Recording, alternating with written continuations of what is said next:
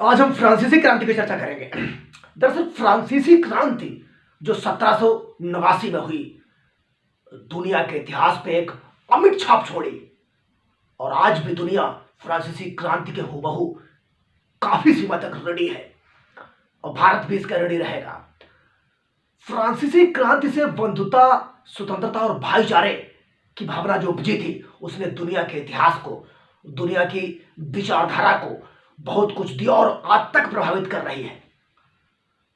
दरअसल फ्रांस जो है एक राजशाही व्यवस्था से शासित होता था 1789 से पहले, लेकिन 1789 में वहां के कुछ निचले क्रम के लोगों ने, किसान वगैरह लोगों ने वहां एक बड़ी क्रांति को अंजाम दिया और वहां के राजतंत्र को सीधी रण में चुनौती दी और उसने घुटने टेक दिए फ्रांसीसी क्रांति के क्रांतिकर्ताओं के सामने।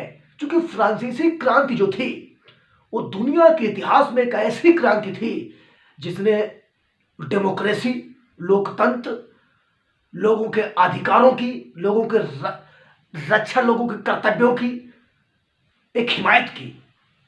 और लोगों ने उसके बाद, तो मैं आपको बताता हूं फ्रांसीसी क्रांति के बारे में। फ्रांसीसी क्रांति के बाद यूरोप और एशिया और साथ साथ अफ्रीका के अधिकांश देशों ने ब्रिटिश साम्राज्य अर्थात अंग्रेजों से आजादी पाई या आजादी का ऐलान कर दिया और अपनी दास्ता और अपनी गुलामी के प्रति छटपटाने लगे और निश्चित रूप से ब्रिटिश साम्राज्य को घुटने टेकने पर मजबूर कर दिया।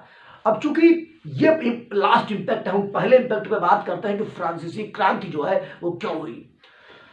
दरअसल फ्रांसीसी क्रांति से पहले वहां लुई 16वें का शासन था। चूंकि जो शासन चल रहा था उसमें कुलीन तंत्र, उसमें एक राजशाही थी और उस राजशाही को पलटने के लिए नेशनल असेंबली में एक सभा बुलाई गई। उस सभा में सारे लोगों को समान अवसर देने की बात कही गई। क्योंकि राजा इस बात से मुकर गया तो जनता ने वास्तिल के किले, जो कि काफी फ्रांस के पेरिस से कुछ दूर में पड़ता, वास्तिल के किले को गिरा दिया, फ्रांसीसी नगर को चारों तरफ से घेर लिया और यहां से फ्रांसीसी क्रांति को चिंगारी मिल जाती है और यहां से फ्रांसीसी क्रांति की शुरुआत पैदा होती है।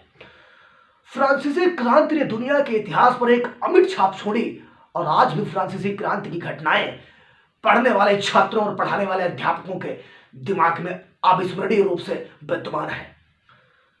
एक ऐसा टॉपिक, एक ऐसा अध्याय जिस पर 18वीं शताब्दी से लेकर 19वीं शताब्दी, 20वीं शताब्दी, 21वीं शताब्दी पर आज भी बहुत कुछ लिखा जा रहा और लिखा जाना भी बाकी है।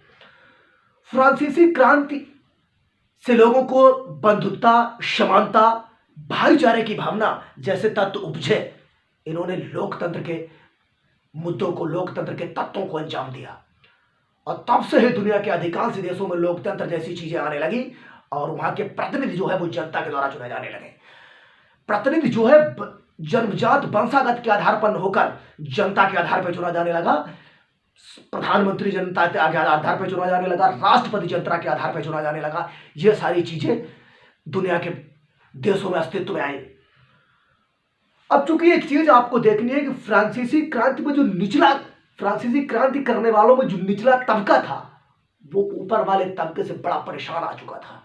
उसमें पादरी था, पादरी वर्ग आता था, उसमें सामंत आते थे। सामंत और पादरी निचले वाले लोगों से और जमींदार वगैरह निचले वाले किसानों से कार्य कराया करते थे और उनको सिर्फ मजदूरी या पेट भर के लिए ही रोटी दिया करते थे।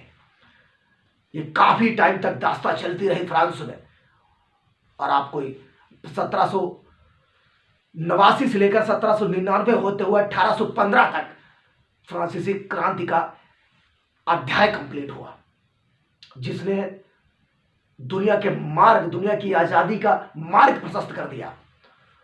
अब चूंकि आपको समझना यह चाहिए कि जो फ्रांसीसी क्रांति हुई, इस फ्रांसीसी क्रांति से आपको क्या सीख लेनी चाहिए। जो हमारे मोटिवेशन और हमारा जो मेन पर्पज है, हमारा मोटिवेशन जिस चीज पे है वो ये चीज है कि हमें क्या सीखना चाहिए फ्रांसीसी क्रांति से।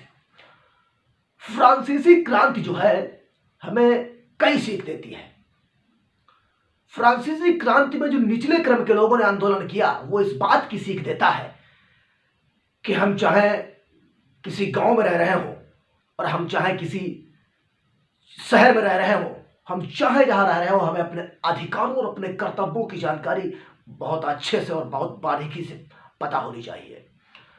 जब आपको अपने अधिकारों कर्तव्यों की जानकारी होगी तो कोई भी व्यक्ति अपनी कर्तव्य निष्ठा से बाहर जाकर आपका शोषण नहीं कर सकता है।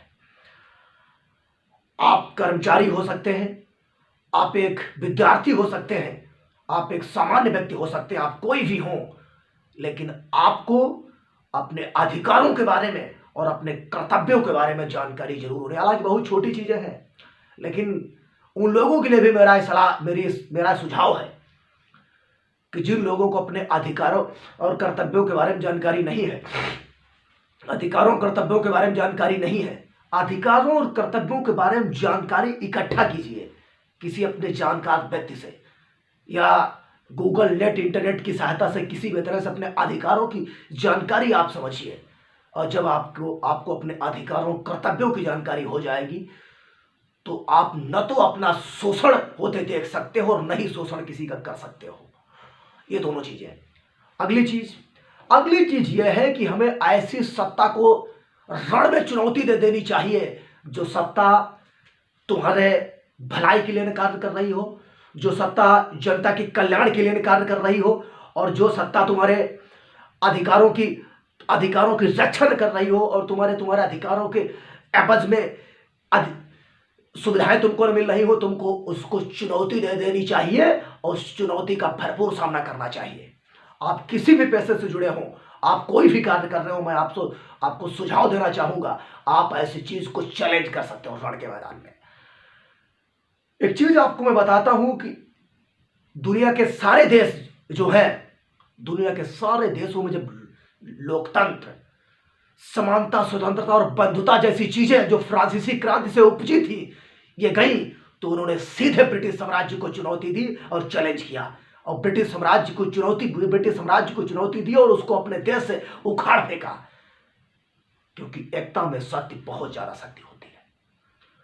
आप अपने कर्तव्य के साथ साथ अपने अधिकारों के बारे में भी जानो, अधिकारों के साथ साथ कर्तव्यों के बारे में भी बहुत, चाहे आप आईएएस ऑफिसर हो, चाहे आप आईपीएस ऑफिसर हो, चाहे आप प्रधानमंत्री हो, चाहे मुख्यमंत्री हो, अपने अधिकारों के साथ साथ आपके कर्तव्य उस ड्यूटी पर रहते हुए क्या है, इस चीज की जानकारी आपको बहुत जरूरी होनी चाहिए। कई बार आप अपने कर्तव्यों की सीमा को नाग जाते हो, परिणाम स्वरूप सरकारी कार्रवाई होती है, लोग आपका बहिष्कार करते हैं, लोग आंदोलन खड़ा करते हैं और आपके खिलाफ आवाज उठाते हैं। तो स्थितियां जो भी हो और कुछ भी माहौल हो, आपको उस सारी चीज को चुनौती देनी चाहिए जिसमें आपका शोषण छिपा हो, जिसमें आपका हरासमेंट कोई कर रहा हो, सपोज दैट, मान लिया, ठीक निश्चित रूप से आप जो भी हो, कम से कम स्वतंत्र रूप से जीवन जिए। स्वतंत्र रूप से आप जीने के लिए आपका अधिकार है कि स्वतंत्र रूप से जीवन जीना। कोई भी व्यक्ति कितना ही बड़ा अधिकारी क्यों न हो, कितना भी बड़ा आपका बॉस क्यों न हो, अपने कर्तव्यों से बाहर जाकर आपकी स्वतंत्रता में दखलंदाजी नहीं कर सकता है। ये बात ठीक है कि आपको उसका अधिकार मानना पड़ेगा, लेकिन ये बिल्कुल भी ठीक नहीं है कि वो आपका शोषण करे, किसी भी हद तक वो आपको अपसेट करे। ये कहीं भी किसी भी दुनिया के कानून में नहीं लिखा है। तुम्हें अपनी आजादी है, तुम्हें बोलने की स्वतंत्रता है, तुम्हें सब कुछ करने की स्वतंत्रता है जो कानून के दायरे में आता है। आपको सिर्फ अपने बार बार मैं जोर देता हूं कि अधिकारों और कर्तव्यों की सही जानकारी आप इकट्ठा करो और अपने कर्तव्यों का निर्वहन करो। फ्रांसीसी क्रांति हमें बहुत कुछ देती है, हमें बल्कि इसने दुनिया को बहुत कुछ दिया है, और आज भी दुनिया के सारे राष्ट्र फ्रांसीसी क्रांति के ऋणी हैं। फ्रांसीसी क्रांति की ही देन है जो आज बड़े बड़े राष्ट्रों में चुनाव होते हैं, जनता के द्वारा चुन के प्रतिनिधि जाता है, सारी जनता उनका चुनाव करती है और जनता अपने प्रतिनिधियों को लोकसभा है, राज्यसभा है, बड़ी बड़ी संवैधानिक संस्थाओं में भेजती है। तो सबसे बड़ी ताकत जो है वो जनता के अंदर है। किसी व्यक्ति की ताकत क्या है, ये सबसे बाद का प्रश्न है। सबसे पहले जो ताकत है वो जनता की ताकत है। इस तरह से अपने अधिकारों कर्तव्यों को समझे।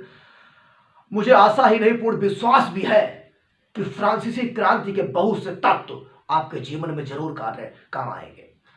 इसी तरह से और भी मोटिवेशनल वीडियो देखने के लिए डीके सराइस ड्रीम मोटिवेशनल चैनल को सब्सक्राइब करें, लाइक करें, शेयर करें। अपने मित्रों और फैमिली में वीडियो देखने के लिए बहुत बहुत धन्यवाद।